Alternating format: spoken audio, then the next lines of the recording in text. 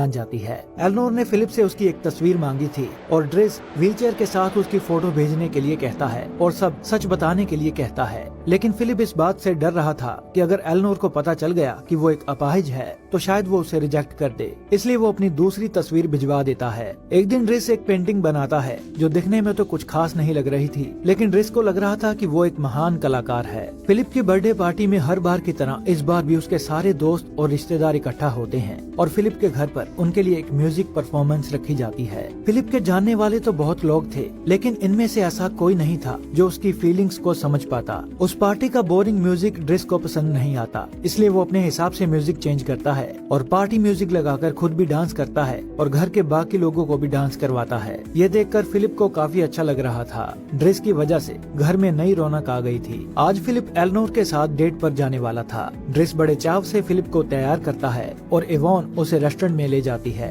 लेकिन जैसे ही फिलिप कुछ देर वहाँ बैठता है तो उसे घबराहट होने लगती है। उसे डर लगता है कि एलनोर उसकी शारीरिक हालत देखकर उसे रिजेक्ट कर देगी। इस डर की वजह से फिलिप बिना एलनोर से मिले ही वहाँ से जाने का फैसला करता है और हम देखते हैं कि जब इवॉन उसे लेकर बाहर जा रही थी तब एलनोर रेस्टोरेंट के अंदर आ रही थी, लेकिन वो दोनों एक दूसरे को देख नहीं पाते। अपनी इनसिक्योरिटी और पैनिक को कम करने के लिए फिलिप अपने प्राइवेट जेट में बैठकर दूर निकल जाता है। प्लेन में बैठकर फिलिप तो अच्छा महसूस कर रहा था, लेकिन ड्रेस ऊंचाई की वजह से डरने लगा था। तो उसे शांत करने के लिए फिलिप उसे बताता है कि मैंने तुम्हारी पेंटिंग को 11,000 यूरो में बेच दिया है। ड्रेस ये सुनकर बहुत खुश हो रहा था। फिलिप उसे पैराग्लाइडिंग कराने ले गया था क्योंकि वो एलनोर से ना मिल पाने के गम को भुलाना चाहता था। वहाँ फिलिप तो पैराग्लाइडिंग करना चाहता था, लेकिन ड्रेस को ऊंचाई से डर लग रहा था, पर फिलिप किसी तरह उसे भी पैराग्लाइडिंग के लिए मना लेता है। पहले तो ड्रेस डर रहा था, लेकिन बाद में वो उसे एंजॉय करने लगता है। जब वो दोनों घर पहुँचते हैं तो ड्रेस का भाई अडामा पहले से ही वहाँ मौजूद था, जो ड्रेस से मिलने आया था।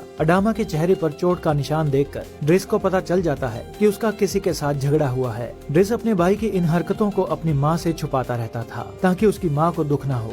ड्रेस को अपसेट देखकर फिलिप उससे बात करता है और उसके परिवार के बारे में पूछता है। ड्रेस कहता है कि मेरा परिवार काफी कॉम्प्लिकेटेड है। असल में मेरे माँ बाप मेरे अंकल आंटी हैं, जिनके घर कोई बच्चा पैदा नहीं हो रहा था, इसलिए उन्होंने मुझे गोद ले लिया। फिर अचानक कुछ सालों बाद मेरी आंटी प्रेग्नेंट हो गई और मेरे भाई बहन पैदा हो गए। फिर मेरे अंकल का देहांत हो गया और मेरी आंटी ने कई शादियाँ की और बच्चे पैदा होते गए, इसलिए मेरे बहुत सारे भाई बहन हैं। फिलिप समझ जाता है कि ड्रेस के परिवार को उसकी जरूरत है, इसलिए वो उसे ये नौकरी छोड़कर अपने घर जाकर अपने परिवार को संभालने के लिए कहता है। हालांकि ये फिलिप के लिए भी बहुत मुश्किल फैसला था, लेकिन वो ड्रेस को अपनी जिम्मेदारी निभाने के लिए कहता है। सबसे अलविदा लेकर ड्रेस अपने घर जा रहा था और उसे घर जाता हुआ देखकर फिलिप को बिल्कुल भी अच्छा नहीं लग रहा था। ड्रेस के जाने के बाद फिर से इंटरव्यू होते हैं और नए नए